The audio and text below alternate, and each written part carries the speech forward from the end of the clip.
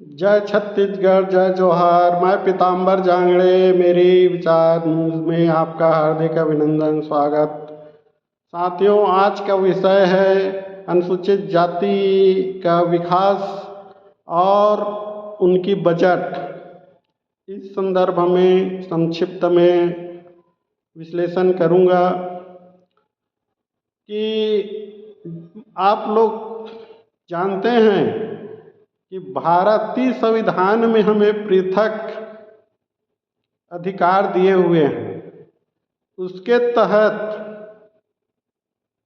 हमारे लिए केंद्र सरकार विशेष बजट बनाते हैं अनुसूचित जाति, अनुसूचित जनजाति वर्गों के लिए, जिसमें से अनुसूचित जाति की बजट हमारे छत्तीसगढ़ में संयुक्त रूप से पास होती है प्रतिवर्ष, और इस वर्ष भी पास हुआ है अनुसूचित जाति वर्ग, जिसमें सिर्फ सतनामी की बात नहीं कर रहा हूँ, जितने भी सतनामी अनुसूचित जाति वर्ग जितने भी जाति के लोग हैं उनके लिए है कि अनुसूचित जाति वर्ग के लिए 573 करोड़ 4 लाख रुपए सरकार छत्तीसगढ़ पास किए अपने बजट में। और एक विकास प्राधिकरण है छत्तीसगढ़ अनुसूचित जाति विकास प्राधिकरण, उस पर 75 करोड़ रुपया, 50 करोड़ से बढ़ा करके 75 करोड़ रुपया। तो दोनों बजट को मिलाते हैं अपन, तो अनुसूचित जाति के विकास के लिए लगभग 600 करोड़ रुपये की बजट पारित करके रखे हैं। और इस बजट का कैसे खर्च होना है, कैसे क्रियान्वयन करेगा सरकार, इस पर किसी का ध्यान नहीं रहता, न इनके बारे में कोई सवाल जवाब पूछता।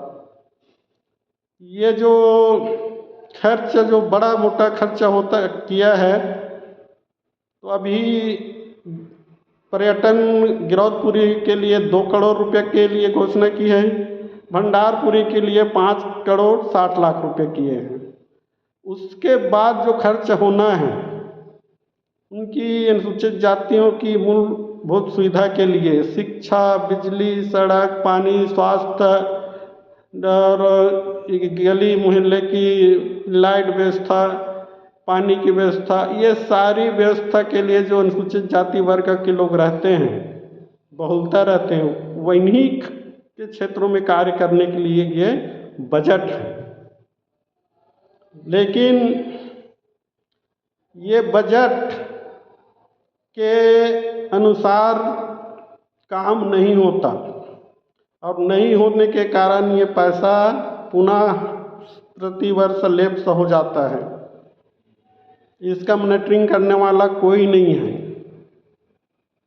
और इसका एक कारण है, कारण मैं ढूंढा हूँ इसका, कि ये जो समाज है पढ़ाई में अग्रणी है, शिक्षा में अग्रणी है, बोलने में अग्रणी है, इसलिए इसको किसी न किसी तरीक़े से उलझाए रखते हैं। कहीं किसी समाज से लड़ जाते हैं, कहीं जात खम काट दिया जाता है, कहीं और कुछ कर दिया जाते हैं। उसी मैटर पे ये समाज उलझ करके साल भर परेशानी में रहते हैं। इसमें पढ़े लिखे युवा जिसको रोजगार मिलना चाहिए, नौकरी मिलना चाहिए, व्यवसाय करने के लिए योग्य है, ऐसे व्यक्ति इसी चक्कर में, कोर्ट कचहरी के चक्कर में उलझे पड़े रहते हैं। और इसी कारण से जो है हमारे जो आने वाले धनराशि है विकास के लिए, इसमें बहुत बड़ी गिरावट आई है। और ये जो है, और ये जो पैसा लैप्स होने का एक बहुत बड़ा कारण है। इस पर तो न नेता मंत्री ध्यान देते हैं, न सामाजिक संगठन ध्यान देते हैं। इन सामाजिक संगठनों का दायित्व बनता है, सभी वर्गों की बात कर रहा हूँ, सिर्फ एक ही जात की नहीं बात कर रहा हूँ, अनुसूचित जाति के जितने भी समाज के लोग हैं उनकी बात कर रहा हूँ, ये इनका दायित्व बनता है। सामाजिक संगठन बनाए हों तो इस पर आप हिसाब रखें, सरकार से सवाल जवाब करें, लोगों को रोजगार देने के लिए संघर्ष करें, व्यवसाय के लिए संघर्ष करें, नौकरी दिलाने के लिए, पढ़ाई की लिखाई के लिए संघर्ष करें, इसके लिए आंदोलन करें। सिर्फ मैं देखा हूँ आज तक के जीवन में इनके लिए कोई युवाओं के लिए कोई पहल नहीं, कोई आंदोलन नहीं किया है। हाँ, आंदोलन किया है जब समाज के ऊपर अन्याय अत्याचार होता है तो उस पर लड़ाई स्वाभाविक है। ये इसमें लड़ाई करते हैं, संघर्ष करते हैं, और ये संगठन से ज़्यादा बढ़ चढ़ के हिस्सा लेने वाले व्यक्ति कौन होते हैं? जो युवा लोग होते हैं, वही लोग होते हैं। लेकिन समाज को प्रेरणा देने वाले, समाज को सिखाने वाले ऐसे संगठन मैं कभी नहीं देखा हूँ। ये मनाएंगे तो सिर्फ एक जयंती मनाएंगे, सतनामी समाज। सतनामी समाज छत्तीसगढ़ में जो बहुता है, इस कारण मैं छत्तीसगढ़ में सतनामी समाज के नाम ले रहा हूँ। एक उनका जयंती मनाना रहेगा तब एक संगठन उसका एक्टिव होगा, और एक कुछ भवन बनाना तब एक्टिव होगा। कहीं जैत खाम उखड़ गए तो उसको जैत खाम गड़ाना है, उनके लिए एक्टिव रहेगा।